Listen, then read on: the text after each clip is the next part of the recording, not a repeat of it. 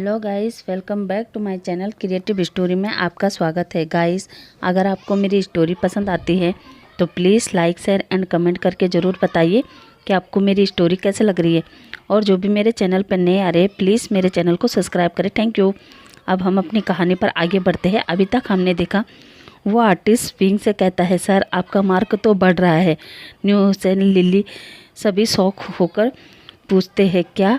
न्यूसेन और lily wing के पास आते हैं और विंग का मार्क देखते हैं, जो देखकर अब आगे न्यूसेन कहता है, हाँ विंग, ये तो सच में बढ़ रहा है। इसका क्या मतलब हो सकता है? ये बढ़ क्यों रहा है? तभी लिली कहती है, एक मिनट, मैंने बचपन में सुना था जो डोमिनेटिंग अल्फ़ा होते हैं उनका मार्क इस तरह बढ़ता है क्योंकि वो पर्सन अपने ओमेगा पर कुछ ज़्यादा हावी होते हैं। ये सुनकर तो विंग और ज़्यादा शौक हो जाता है। तभी लिली कहती है, और इस मार्ग का बढ़ने का एक और मतलब होता है। विंग विंग कहता है, क्या? लिली कहती है, विंग, इसका ये मतलब है कि अगर तुम मुसीबत में रहोगे तो तुम्हारे अल्फ़ा को इस चीज़ का पता चल जाएगा क्योंकि उसके मीटिंग मार्क में भी पेन होगा, और अगर तुम्हारा अल्फ़ा परेशानी में होगा तो तुम्हें तुम्हारे मीटिंग मार्क में पेन होगा। जो सुनकर विंग शौक होते हुए कहता है, क्या? तभी वो मेकअप आर्टिस्ट कहता है, सर इतने बड़े मीटिंग मार्क को मेकअप से नहीं छिपाया जा सकता है। इस पर लिली कहती है, क्या? ये तुम क्या कह रहे हो? फिर हम इस मीटिंग मार्क को कैसे छिपा सकते हैं? वो मेकअप आर्टिस्ट कहता है, सर मेरे हिसाब से तो आप यहाँ टैटू बनवा लीजिए क्योंकि टैटू की वजह से ही आपका मीटिंग मार्क छिप सकता है, और अगर ये विजुअल होगा भी तो कम से कम आप सबको ये बता सकते हैं कि आपने टैटू बनाया है। उसकी वजह से आप अच्छे से अपने मीटिंग मार्क को छिपा सकते हैं। लिली कहती है, क्या टैटू? वो मेकअप आर्टिस्ट कहता है, हाँ मैम, आप इस जगह टैटू बनवा लीजिए। लिली कहती है, ओके तुम जाओ, और वो मेकअप आर्टिस्ट वहाँ से चला जाता है। अब तीनों सोचने लगते हैं। तभी विंग कहता है, उस मेकअप आर्टिस्ट ने सही कहा, मुझे इस पर टैटू ही बनवाना चाहिए। तभी न्यूसेन कहता है, पर विंग, उससे तो और ज़्यादा पेन होगा। तभी विंग कहता है, न्यूसेन, इस पेन के सामने वो पेन कुछ भी नहीं है। इसलिए अब विंग न्यूसेन से कहता है, चलो पहले हम टैटू आर्टिस्ट के पास चलते हैं, और वो दोनों वहाँ से निकल जाते हैं। जहाँ विंग और न्यूसेन जाकर पहले एक टैटू आर्टिस्ट से मीटिंग मार्क की जगह एक खूबसूरत रोज़ का फ्लावर बनवाते हैं। अब विंग और न्यूसेन वहाँ से अपने मेंशन में जाते हैं। इधर लेंजेन सुबह रेडी होकर अपने ऑफिस निकलता है, जहाँ वो सेक्रेटरी मिंग से कहता है, अपने सभी बॉडीगार्ड को मीटिंग रूम में बुलाओ, और हाँ सोंगलेन को भी। सेक्रेटरी मिंग ओके कहता है और केविन से बाहर निकल जाता है। अब कुछ देर बाद लेंजेन अपने सभी बॉडीगार्ड को बताता है कि क्या हुआ। अभी तक उस पर्सन का पता चला जो मेडिसिन से जुड़ा हो। लेंजेन के बॉडीगार्ड कहते हैं, नहीं बॉस, अभी तक कुछ पता नहीं चला। हम सभी मेडिसिन कंपनी के बारे में सर्च कर रहे हैं, पर अभी तक हमें कोई भी मेडिसिन कंपनी सस्पिशियस नहीं लगी।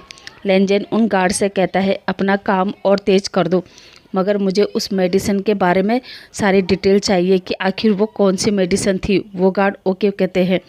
तभी वो गार्ड फिर से अपने वर्क पर चले जाते हैं। तभी लेंजेन सोंगलेन को रोकता है, जो सभी गार्डों का हेड था। सोंगलेन के अंडर में ही लेंजेन अपना माफिया वाला काम संभालता था। लेंजेन सोंगलेन से कहता है, सोंगलेन, मुझे तुमसे ज़रूरी काम है। सोंगलेन कहता है, हाँ लेंजेन कहो। लेंजेन सोंगलेन से कहता है, सोंगलेन, मैं चाहता हूँ तुम मिस्टर वे पर नज़र रखो। सोंगलेन कहता है, क्या?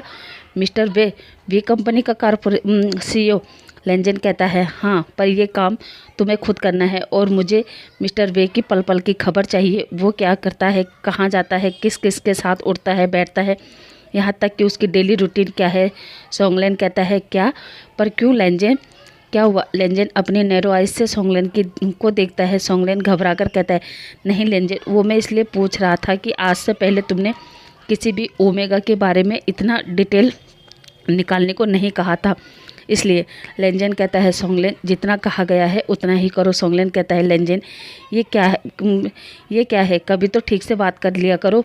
मैंने माना यहाँ तुम बॉस हो और मैं तुम्हारा एम्प्लॉय, मगर इसका मतलब ये तो नहीं कि तुम अपने फ्रेंड से अच्छे से भी बात ना करो। जिस पर लेंजेन कहता है, सोंगलेन, जो कुछ भी अभी मैंने कहा वो एक फ्रेंड होने के नाते से ही कहा, वरना तुम्हें पता है ना, मेरे पास और भी वफादार एम्प्लॉय है, मैं उनसे भी कह सकता था, मगर इस काम के लिए मैंने तुम्हें ही कहा है। सोंगलेन कहता है, ओके बॉस, आपका काम हो जाएगा। इतना कहकर वो बाहर चला जाता है। इधर हम विंग को देखते हैं, जो आज अपने मेंशन में ही था। वो अपने कमरे में आराम कर रहा था और वो जब से आया था वो अपनी मॉम से मिलने के बाद कमरे में ही था, जो देखकर मैडम यू सोचती है आज विंग जब से आया है तब से वो अजीब बिहेव कर रहा है, क्या विंग की तबीयत तो ठीक है ना। मैडम यू यही सोच रही थी, तभी चैन आता है जो अपनी मॉम को उदास देखकर कहता है, मॉम क्या हुआ, आज आप सैड सी लग रही है। मैडम यू कहती है, नहीं चैन ऐसी बात नहीं है। मगर तभी चैन कहता है, मगर मॉम क्या, मगर क्या मॉम। मैडम यू कहती है, कुछ नहीं, वैसे तुम कॉलेज जा रहे हो। चैन कहता है, हाँ मॉम। मैडम यू कहती है, क्या विंग नहीं जा रहा है। चैन कहता है, नहीं मॉम, उसने कहा वो आराम करना चाहता है। मैडम यू कहती है, ओके ठीक है तुम जाओ, मगर ध्यान से। चैन भी हाँ में सिर हिलाता है और कॉलेज निकल जाता है, जहाँ अब मैडम यू विंग के कमरे में जाती है जहाँ विंग अपने बेड पर सोया था। मैडम यू दूर से ही विंग को देखती है और अपने मन में सोचती है, मैं बिना खाम में परेशान हो रही थी, वाकई विंग थका हुआ है, तभी तो वो सो गया। और मैडम यू के रूम के डोर को बंद करती है और वहाँ से चली जाती है। इधर चैन कॉलेज पहुँचता है जहाँ वेंचाओ चैन से फिर से पंगा लेता है। वो विंग के बारे में चैन से उल्टा सीधा कहता है, जो सुनकर आज तो चैन बर्दाश्त नहीं कर पाया और वो वेंचाओ के साथ फाइट करने लगता है। मगर वेंचाओ ने चैन को ही बुरी तरह जख्मी कर दिया था, जिस वजह से चैन हॉस्पिटल पहुंच जाता है। जब ये खबर मैडम यू को मिलती है तो वो ज़ोर ज़ोर से चिल्लाती है, विंग विंग। अब विंग अपने कमरे से आता है और कहता है, मॉम क्या हुआ। मैडम यू रोते हुए कहती है, विंग चैन। विंग कहता है, चैन। मॉम चैन क्या। मैडम यू विंग को बताती है कि चैन हॉस्पिटल में है। ये सुनकर विंग शौक होता है और कहता है, क्या, किसने कहा। मैडम यू कहती है, अभी अभी वेंचिंग और हैपेन का कॉल आया था। विंग और मैडम यू ये सुनकर सीधा हॉस्पिटल जाते हैं, जहाँ वेंचिंग विंग को बताती है कि जैसे ही चैन कॉलेज आया था वेंचाओ ने उसे पता नहीं क्या कहा, जो सुनकर चैन को गुस्सा आ गया और वेंचाओ ने चैन की यह हालत कर दी। आज पहली बार विंग की आंखों में खून उतरा था, उसे बहुत गुस्सा आ रहा था और वो साइड में जाकर कहता है, वेंचाओ अब मैं तुम्हें नहीं छोड़ूंगा, आज तुमने मेरी फैमिली पर हाथ उठाकर सही नहीं किया। और वो जोर से एक पंच दीवार पर मारता है, जो देखकर वेंचिंग कहते हैं, विंग क्या कर रहे हो, संभालो अपने आप को। चैन की हॉस्पिटल की बात सुनकर न्यूसेन भी हॉस्पिटल पहुंचता है। वो विंग से कहता है, विंग चैन के साथ ये सब किसने किया। विंग गुस्से में कहता है, ये सब उस वेंचाओ ने किया है और अब मैं उसे नहीं छोड़ूंगा। जो सुनकर न्यूसेन कहता है, विंग तुम्हें ऐसा वैसा कुछ करने की ज़रूरत नहीं है, अब हम सांप भी मारेंगे मगर प्यार से। विंग कहता है, क्या मतलब। न्यूसेन कहता है, वो तुम मुझ पर छोड़ दो, तुम केवल आंटी और चैन का ध्यान रखो। इधर सोंगलेन जो विंग पर नज़र रखे हुआ था वो लेंजन को कॉल करता है और लेंजन को बताता है कि मिस्टर वे हॉस्पिटल आए हैं। जो सुनकर लेंजन कहता है, क्या, मगर क्यों। सोंगलेन कहता है, शायद उनका भाई हॉस्पिटल में है।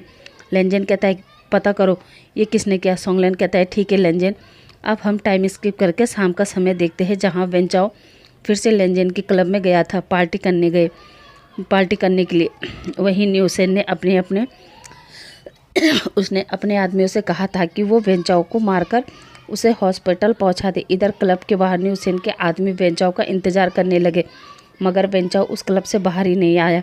न्यूसेन के आदमी पूरी रात क्लब के बाहर वेंचाओ का इंतजार कर रहे थे, मगर वेंचाओ का कुछ भी पता नहीं था। वो लोग अब वहाँ से निकल जाते हैं। अब हम कुछ देर बाद का सीन देखते हैं, जहाँ न्यूसेन उस जगह आता है और सब पर चिल्लाता है कि मैंने तुम्हें वेंचाओ के हाथ पैर तोड़ने को कहा था, उसे हमेशा के लिए बेड पर लिटाने को नहीं।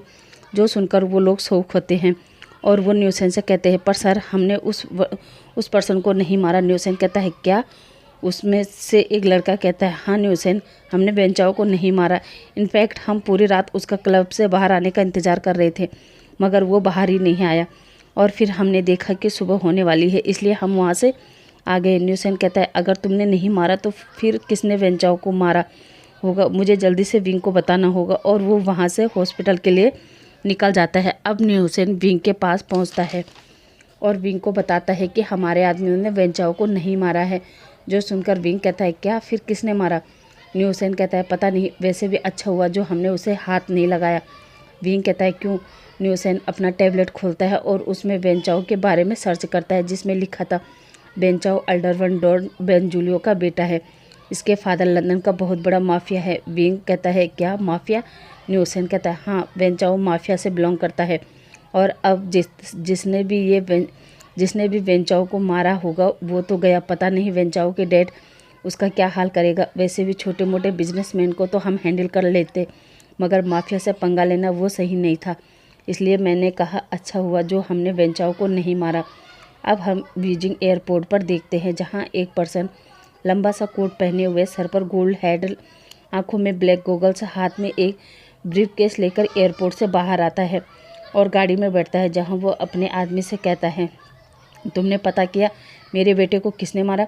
वो पर्सन कहता है सॉरी सर, पर हम अभी पता कर रहे हैं। जो सुनकर वो पर्सन अपना गॉगल्स हटाता है तो वो उस पर्सन को घूर कर देखता है और कहता है आज शाम तक वो पर्सन मेरे सामने होना चाहिए जिसने मेरे बेटे का ये हाल किया है। वो पर्सन कहता है जी सर, हम पूरी कोशिश करेंगे। तब तक वो लोग हॉस्पिटल पहुंच जाते हैं, जहां वेंजुलियो वेंचाओ को देखता है और उसके आंखों में आंसू आ जाते हैं और वेंचाओ के पास जाकर उसका सर सहलाता है और कहता है बेटा फिक्र मत करो, जिसने भी तुम्हारे साथ ये किया है मैं उसे बिल्कुल भी नहीं छोड़ूंगा। इतना कहकर वेंजुलियो डॉक्टर से पूछता है कि मेरे बेटे को कब तक होश आएगा। डॉक्टर वेंजुलियो को बताता है सर कुछ कह नहीं सकते, आपके बेटे को कब तक होश आएगा। जो सुनकर वेंजुलियो डॉक्टर का गला पकड़ता है और कहता है तुम जानते हो जिसके बारे में तुम बात कर रहे हो वो मेरा बेटा है, मेरी ज़िंदगी है। अगर इसे कुछ हो गया तो मैं सारी दुनिया को आग लगा दूंगा, समझे। जल्दी से मेरे बेटे को होश में लाओ, वरना मैं क्या करूँगा मुझे खुद पता नहीं है। तभी वेंजुलियो का आदमी आता है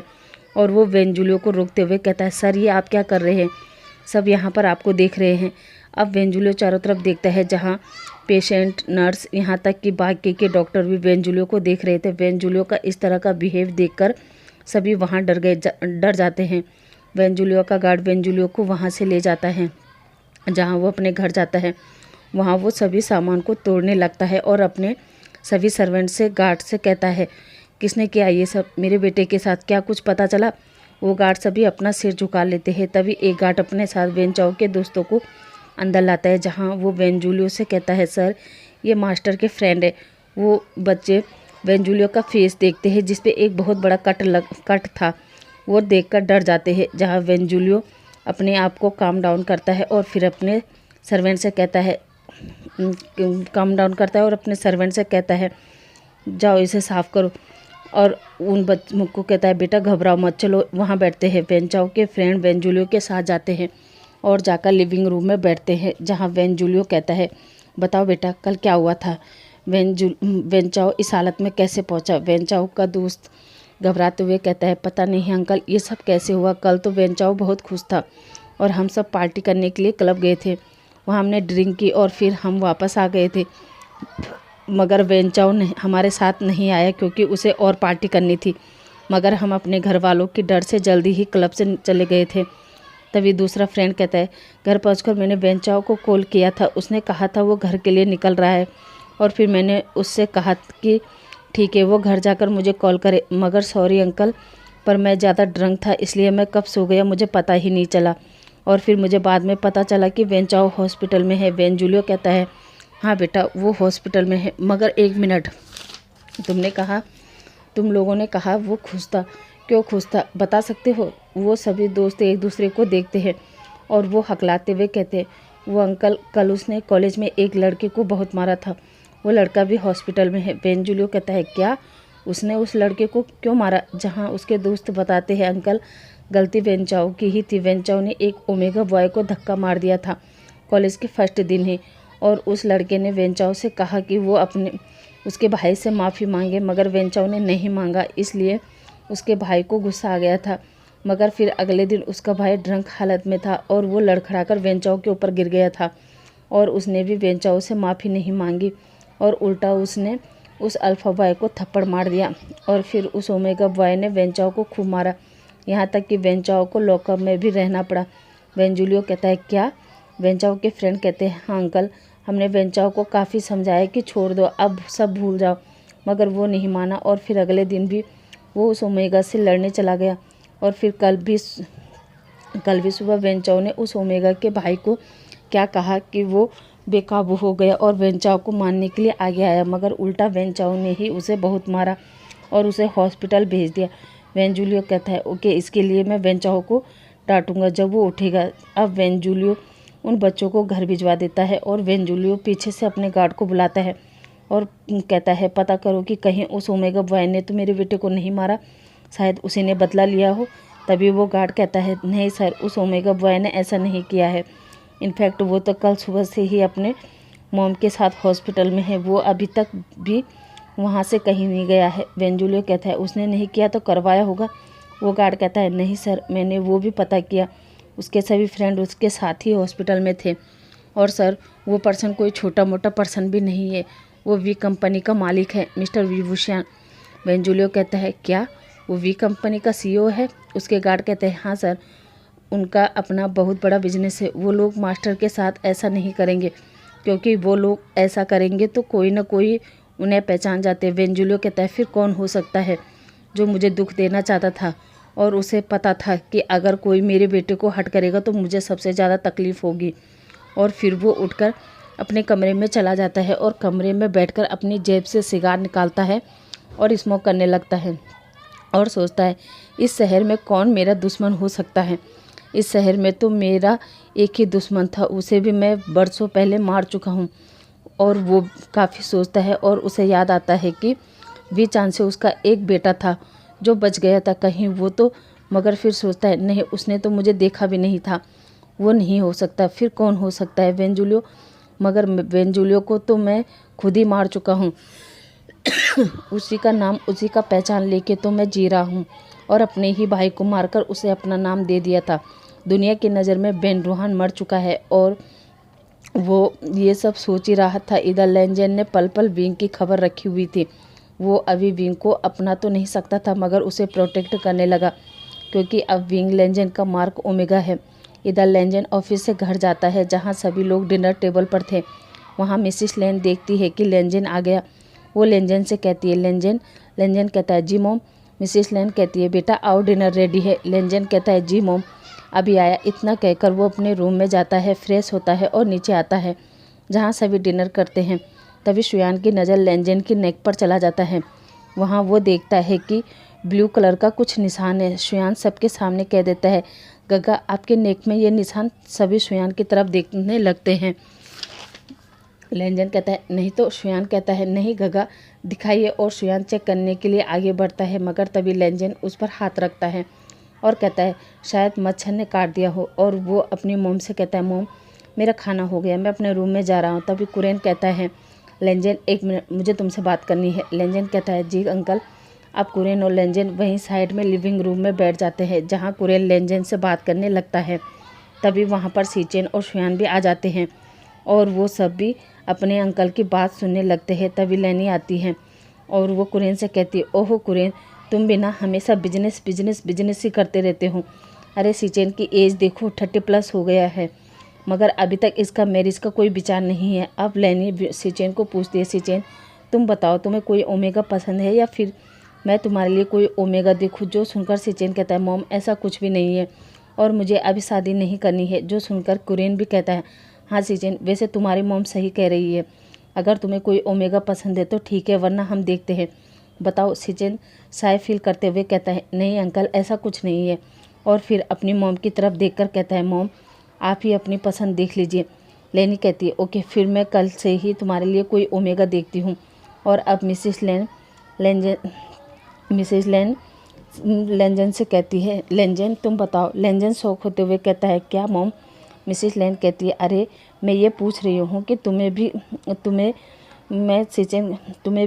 कोई पसंद है या फिर तुम्हारे लिए भी मैं मेहनत करूँ, क्योंकि मैं सीचेन के साथ साथ तुम्हारी भी मैरिज करवाना चाहती हूँ। लेंजन कहता है मॉम पहले आप गगा के लिए देख लीजिए और ये मैं अपना खुद ही देख लूँगा। मिसिस लेन कहती है ओके ठीक है। तभी शुयान देखता है और मन में सोचता है मॉम मुझे भी पूछेगी, मगर मिसिस लेन शुयान को नहीं पूछती। तभी शुयान कहता है mom this is not fair. ये सुनकर मिसिस लेन कहती है शुयान क्या हुआ। शुयान कहता है मॉम आपने दोनों गगा से पूछा मगर मुझसे नहीं पूछा। मिसिस लेन कहती है क्या। शुयान कहता है हाँ मॉम मुझे भी मैरिज करनी है। मिसिस लेन और कुरेन दोनों शौक हो जाते हैं, यहाँ तक कि सीचेन और लेंजेन भी। वो सब शुयान की तरफ देखते हैं। शुयान कहता है हाँ आप लोग मुझे ऐसे क्यों देख रहे हैं, मैं भी बड़ा हो गया हूँ और मेरी भी एज हो गई है और मुझे तो ओमेगा भी पसंद है। कुरेन कहता है क्या बकवास कर रहे हो। शुयान कहता है हाँ अंकल मुझे ओमेगा भी पसंद है। सचिन कहता है अच्छा बताओ कौन है वो। शुयान एकदम से कहता है विंग, वी कॉरपोरेशन का CEO। ये सुनकर तो सचिन लेंजन शौक हो जाते हैं और दोनों एक साथ कहते हैं क्या। शुयान कहता है हाँ मुझे विंग पसंद है और मैं उससे शादी करना चाहता हूँ। जो सुनकर लेंजन गुस्से में शुयान से कहता है शुयान ये क्या बकवास कर रहे हो, वो तुमसे बड़े हैं। शुयान कहता है क्या हुआ, वैसे भी प्यार एज देखकर थोड़ी ना होता है, प्यार तो बस हो जाता है और मुझे विंग से प्यार है। जो सुनकर लेंजन कहता है शुयान ये क्या बकवास है और ये प्यार वार क्या लगा रखा है, और मत भूलो अभी तुम 12th क्लास में हो और वो ओमेगा एक कंपनी का CEO है और बड़ा भी है। शुयान कहता है क्या हुआ, मैरिज होने के बाद मैं अब अपनी आगे की पढ़ाई पूरी करूँगा और फिर अपने फैमिली बिजनेस को संभालूंगा आप दोनों की तरह। शुयान के मुंह से ऐसी बात सुनकर लेंजन को बहुत गुस्सा आ रहा था, क्योंकि लेंजन चाहे ना चाहे मगर विंग उसका मार्क ओमेगा था और शुयान जाने अनजाने में अपने ब्रदर इन लॉ के बारे में कह रहा था। वो अपनी मॉम से कहता है मॉम आपको पता है वो बहुत ब्यूटीफुल है, उसकी आइज़, उसकी नोज, और उसके वो लिप्स, हर एक चीज़ परफेक्ट है। और जब वो फाइट करते हैं ना तो जैकी चैन और ब्रूस ली भी उसके सामने फेल है। इसलिए मॉम मैंने सोच लिया मैं मैरिज करूँगा तो विंग से। प्लीज़ मॉम आप बात कीजिए ना, सभी शौक होते हैं। तभी कुरियन कहता है शुयान ये क्या बकवास कर रहे हो तुम, मत भूलो तुम अभी बच्चे हो और अभी से प्यार शादी ये सब लगा रखा है, तुम्हें कुछ ज़्यादा ही छूट मिल गई है इसलिए। और कुरियन अपने सर्वेंट को बुलाता है और कहता है जाओ हान को बुलाओ। वो सर्वेंट हाँ में सिर हिलाता है और कुछ देर बाद वहाँ पर हान आता है और कुरियन को ग्रीट करते हुए कहता है ये सर। कुरियन कहता है हान कल से तुम 24 घंटे शुयान पर नज़र रखोगे और उसकी पल पल की खबर मुझे देना, और हाँ इस पर यह भी नज़र रखना कि ये किससे मिल रहा है और किससे नहीं, समझे। हान कहता है जी सर। अब वो लोग उठते हैं और अपने अपने कमरे में चले जाते हैं, जहाँ लेंजन अपने कमरे में जाकर सोचता है क्या शुयान विंग को प्यार करता है, और वो बेड पर लेट जाता है और कहता है शुयान बिना पागल हो गया है, क्या कह रहा था, उसकी आँखें, उसकी नोज, उसके लिप्स सब बहुत ब्यूटीफुल है। और वो आंखें बंद कर लेता है। अब हम मिडनाइट का समय देखते हैं, जहाँ लेंजन सो रहा था उसे सपना आता है कि शुयान स्टेज पर खड़ा है, उसकी मैरिज हो रही है। तभी विंग वेडिंग गाउन में आता है और स्टेज की तरफ जा रहा था, जहाँ लेंजन देखता है कि विंग सच में ब्यूटीफुल लग रहा है। उसकी आंखें, उसकी नोज, उसके होंठ सच में परफेक्ट है। लेंजन तो उसे देखता ही रह जाता है, जहाँ वो विंग के उन लिप्स को देखता है और उसे वो इंटीमेट सीन याद आता है जहाँ वो दोनों एक दूसरे को किस कर रहे थे और दोनों ने एक दूसरे को मार्क कर दिया था। अब लेंजन विंग के साथ वो सभी सीन याद करता है और इधर विंग एक एक कदम शुयान की तरफ बढ़ा रहा था। अब प्रिस्ट मैरिज बाउल्स पड़ता है और शुयान को किस करने को कहता है। अब जैसे ही शुयान विंग को किस करने वाला था तभी लेंजन विंग को अपने पास खींचता है और शुयान से कहता है शुयान ये शादी नहीं हो सकती। वो खुद विंग को किस करने लगता है। ये देखकर विंग लेंजन को एक थप्पड़ मारता है और लेंजन से कहता है मिस्टर लेन ये आप क्या कर रहे हैं, मैं आपके भाई का हस्बैंड हूँ।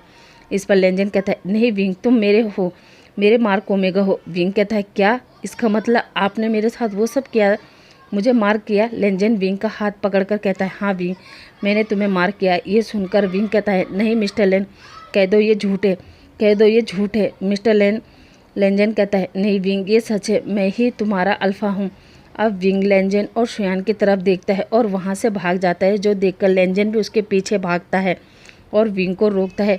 विंग विंग और ये कहते कहते ही लेंजन की आंखें खुल जाती हैं और वो उठकर बैठ जाता है और वो सोचता है ये कैसा सपना था, और वो साइड में रखे पानी को उठाता है और पीता है।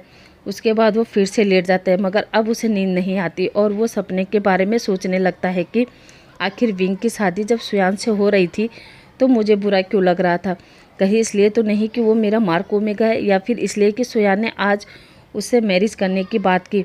अब वो पूरी रात विंग के बारे में ही सोचने लगता है। अब अगली मॉर्निंग शुयान अपने कॉलेज जाता है, जहाँ हान उसके साथ जाता है। हान पूरा दिन शुयान के साथ रहता है, जो हान की वजह से काफ़ी अनकम्फर्टेबल था। ये देखकर वो काफ़ी परेशान हो जाता है। शुयान सोचता है मैं आज ही हान को बर्दाश्त नहीं कर पा रहा हूँ तो मैं रोज़ कैसे बर्दाश्त कर पाऊँगा।